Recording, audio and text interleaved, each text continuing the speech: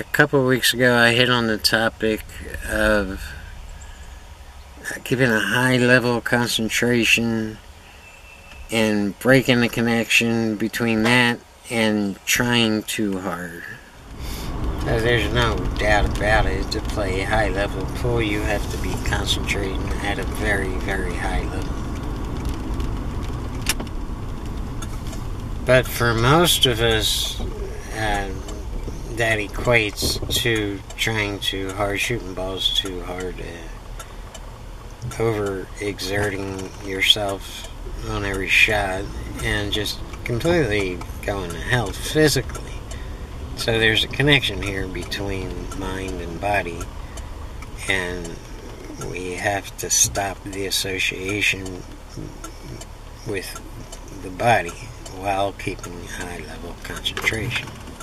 Yeah, hold that thought for a minute. And a couple days ago, a friend and subscriber came to me with an interesting question on a issue he was dealing with that has to do with sharking. And I hate to call these people sharks because they're not pool sharks. They're let's go ahead and read the question, and then I'll come back and address the issue that it brought up in my own head of a 2-year period, in 2.5 years, of dealing with a certain issue that was really destroying me and my love for pool.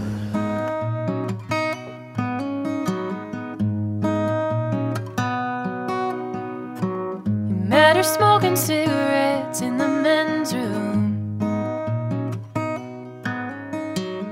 He liked her high heels, she liked his tattoo. One night, back in the days of the dinosaur, a long, long, long time ago, I was playing a guy who I thought was my friend at the time, and we're playing what I thought was a friendly, cheap $5 game, just kind of passing the time and waiting for something to happen.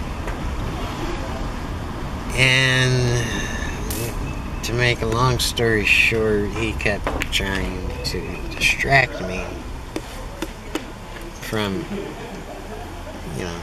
my shots every time I got to the pool table. And he thought it was funny because I kept missing. And the harder I tried to beat him and shut him up and put him in his place, the worse I played. And it got loud, it got ugly, it got violent, and it created a big scene. And the whole shebang. And this has nothing to do with pool. This isn't, it takes no skills to, distract your opponent and to purposely piss them off and just to make them play. But the shebang. But it didn't help. And apparently this guy needed money enough to, destroy friendship over it. But the problem with it wasn't that. Everything I said, I don't regret any of it. But the real problem is word gets around real quick. And this is pre-internet. But it got around lightning quick. When there's a story, people love to tell the story. So they told the story. And then more and more players came in pulling the same shebang, because it developed a preset reputation for me that if you piss John off, he goes to hell and he can't make a straight and shove. So the more you try to put them in their place, the worse it gets. So now they have your number and they know how to beat. And what would usually start out as a friendly game let's see where they stand against me. When push comes to shove and they knew they couldn't win with their talent, they would resort to pissing John and throwing him off his games. John loses and they win their $30 in crack money.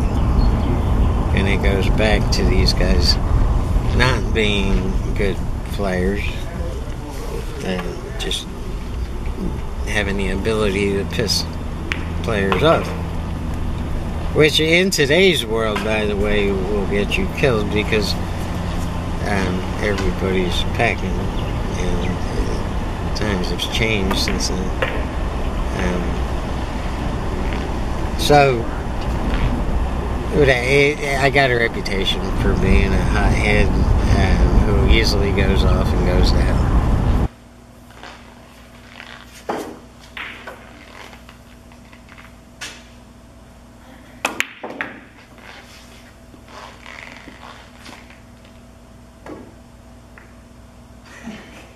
That ball don't like me down there. I'm going to quit trying to hit it.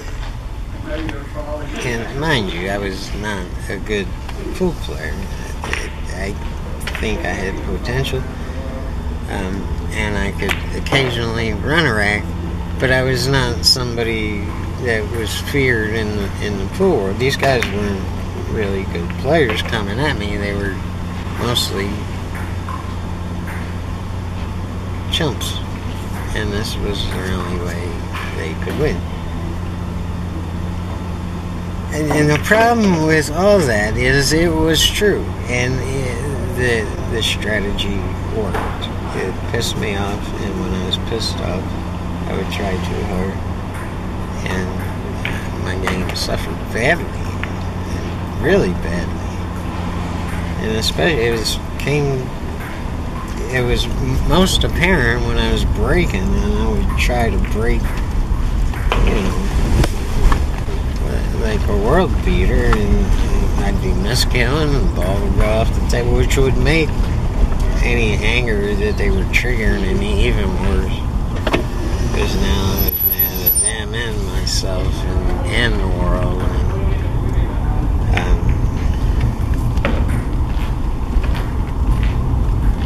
So all this has a point, just bear with me. I'm working and trying to make this video. All that anger is just pent up energy.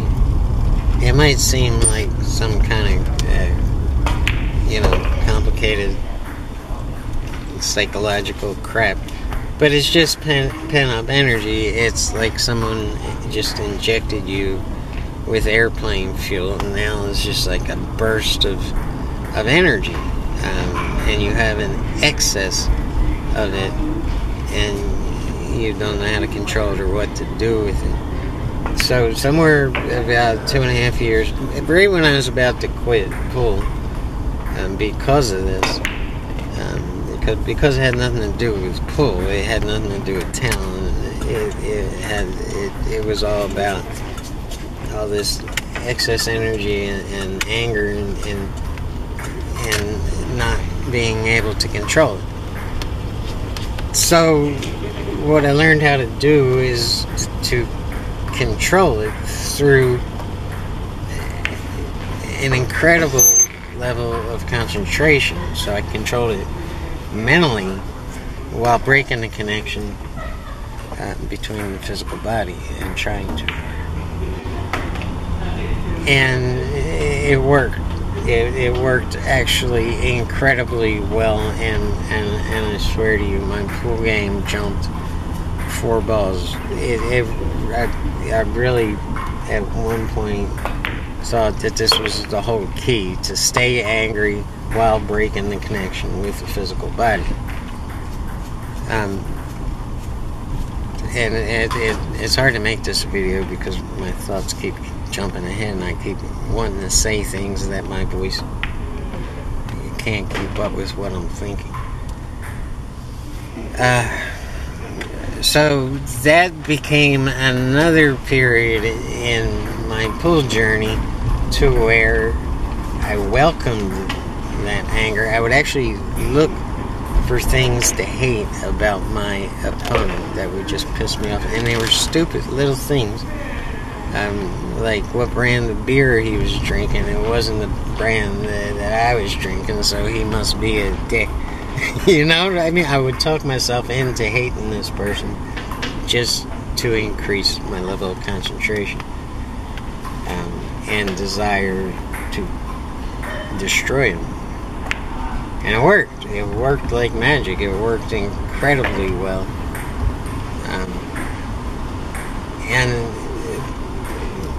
that in itself developed a whole different issue of becoming an angry person, not just an angry pool player. I couldn't break the pool playing John with the personal John. I walked around 24/7 hating everyone because it kept progressing and it kept working like magic in my pool game. In the meantime, it was destroying my personal life, getting me in all kinds of trouble, destroying my family relationships. Any girlfriend I ever had, nobody could stand to be around me because I was pissed off and hateful 24/7. I was really just an ugly person. And the problem with living like that is it will take years off your life. It will make you sick. And there's no joy. You know, you have a big score, you win a tournament or whatever. There's no happy moment. You know, there's no pat on the back. It's just more hate, you know. And it's never enough money to make you a better person. It just makes you even worse. So there I was with a developed whole new reputation of being a local psycho pool player, which I didn't care about. Just go ahead and talk about me. I don't give a shit. I can't stop you people. And then the next stage in development was don't piss John off. He will annihilate you. He plays 100 times better when he's pissed. Do whatever you can to keep it friendly and to keep him liking you. So players would come in Leisure World back then and go out of their way to be nice to me. And the next level was, well, I couldn't beat a player that I liked. So I became like this easy hustle for high-level players to come in and actually bet legitimate money, or what was legitimate money back then, and just take me off. By buying me beers, paying for my full time, and just it's like, hey, how can you dislike this guy? And what a chump I was. But it was just every stage, every level, all this evolution was just me learning on the job the hard way. Lessons in not just pool but life, you know, and the extremes people will go to beat you out of your money.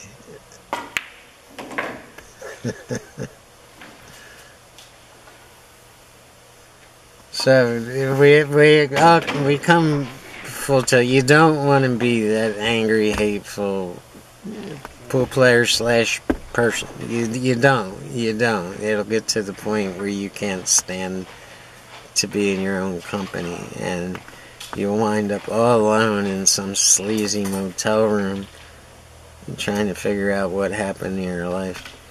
And that's a horrible, horrible place to be in. So let's conclude it by saying we agree that anger and hate is just energy, right? It's just nothing but raw energy. And if directed properly, it can explode your level of concentration to just being off the charts. And if you can learn how to disconnect physically trying too hard with that intense level of concentration, you've arrived at the place you want to be to play pool. It's just a hard way of gaining that, and it's a very destructive way in your personal life of gaining that level. You don't want to let that get out of control to just being a piece of shit person. So if we agree that it's just energy, is there another way to gain that energy without the hate, without the destruction, is there any way, how are these great pool players gaining that level of concentration without it disrupting their game? How do they stay lucid and just so fluid while their brain is doing something totally different? That's the big question, and how do we gain that level? Other ways, more productive ways. That's the question. Hang tight.